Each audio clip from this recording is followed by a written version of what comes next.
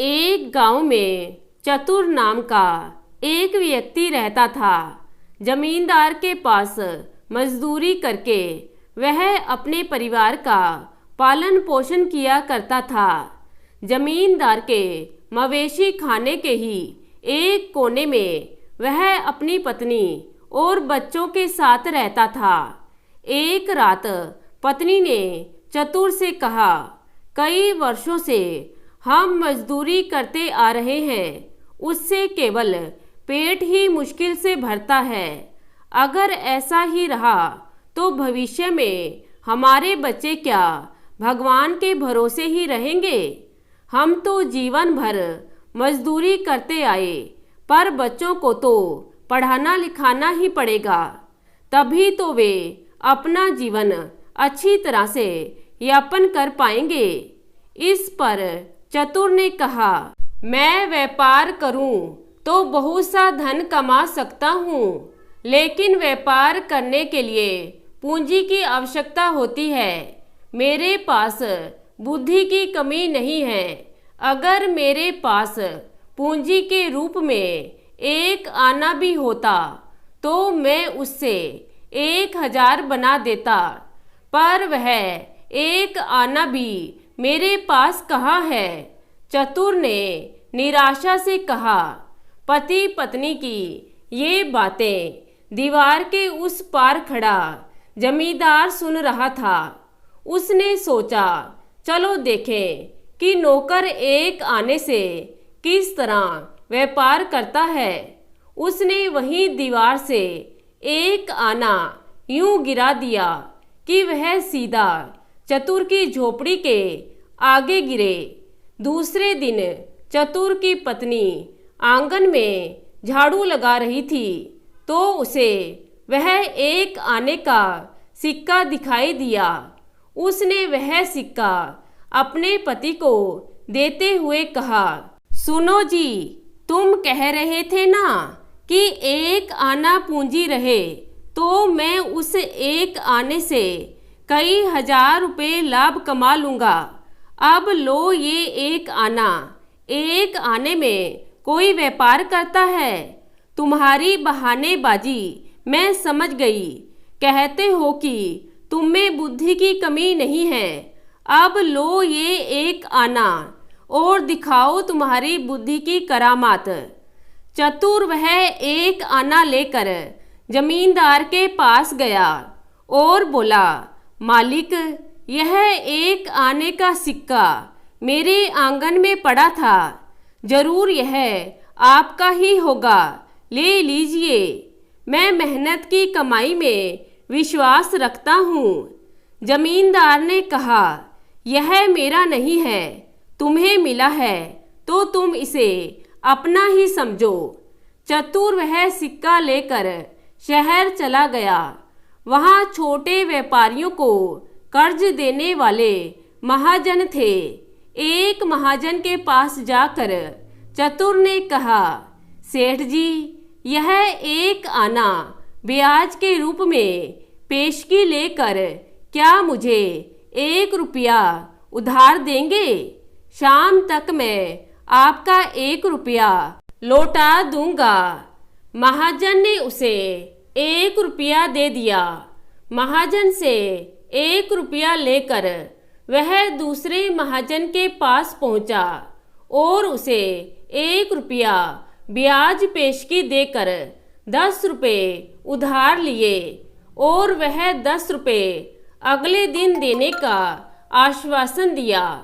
तीसरे महाजन ने भी ब्याज के 10 रुपये पहले लेकर चतुर को 100 रुपये कर्ज दे दिया और दस्तावेज लिखवा लिए।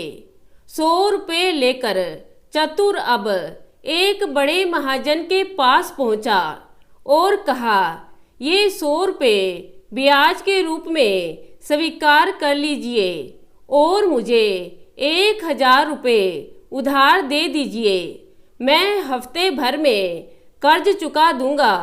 महाजन ने उसका नाम काम पूछा और उसके मालिक जमींदार का सारा विवरण जान लिया।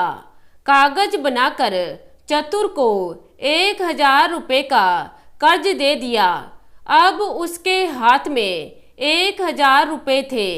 उस रकम को ले जाकर चतुर ने सबसे पहले 100, 10 और रुपये वाला कर्ज चुका दिया। बचे रुपयों को लेकर वह घर पहुंचा। पत्नी को बची रकम दिखाते हुए वह बोला, अरे देखती हो, एक आने से मैंने कितनी रकम पैदा की है। उसने पत्नी को सारी बात कह सुनाई। पत्नी बोली, यह कैसी कमाई? महाजन को अभी भी 1,000 रुपये चुकाने हैं। पूरे 900 रुपये भी तुम्हारे पास कहाँ बचे हैं? चतुर बोला, अरे व्यापार शुरू करूँगा तो इससे दुगना लाभ होगा, समझी? यह फायदा नहीं, मूलधन जो है। दूसरे दिन रुपए लेकर चतुर पास के गांव जवारपुर पहुंचा। वहां किसान जवार पैदा करते थे। फसल काटने के लिए तैयार थी। चतुर ने सब किसानों को समझाया कि इस साल मैं तुम्हारी सारी पैदावार सही दाम पर खरीद लूँगा। मैं इसी वक्त थोड़ी रकम तुम्हें पेशगी दिए देता हूँ। जब अनाज तैयार होगा तो सारा का सारा अनाज मुझे ही देना होगा। इस शर्त के अनुसार उसने सभी किसानों को पेशगी दे दी और उनसे रसीदें लिखवाईं। अब चतुर अपने घर लौट आया। अनाज के व्यापारियों को जब यह बात पता चली कि ज्वार की पैदावार खेतों में ही बिक गई है तो वे घबरा गए। उन्हें मालूम हुआ कि ज्वार गांव की सब फसल खरीदने वाला चतुर है। तो व्यापारी चतुर के पास पहुँचे। उन्होंने चतुर से प्रार्थना की कि हमारे पेट को काटोगे तो तुम्हें क्या लाभ होगा? पीढ़ी दर पीढ़ी हम यही काम करते आ रहे हैं। तुम तो नए व्यापारी हो, इसलिए हमारे लिए यह पैदावार छोड़ सकते हो। चतुर ने कहा, भाइयों, यह सारी पैदावार अकेले मैं लेकर क्या करूँगा? मुझे इसे अधिक दाम पर बेचना ही पड़ेगा। मैंने जिस दाम पर यह अनाज खरीदा है उससे अधिक मूल्य देकर आप यह सारा अनाज खरीद सकते हैं। इस पर व्यापारियों ने आपस में परामर्श किया।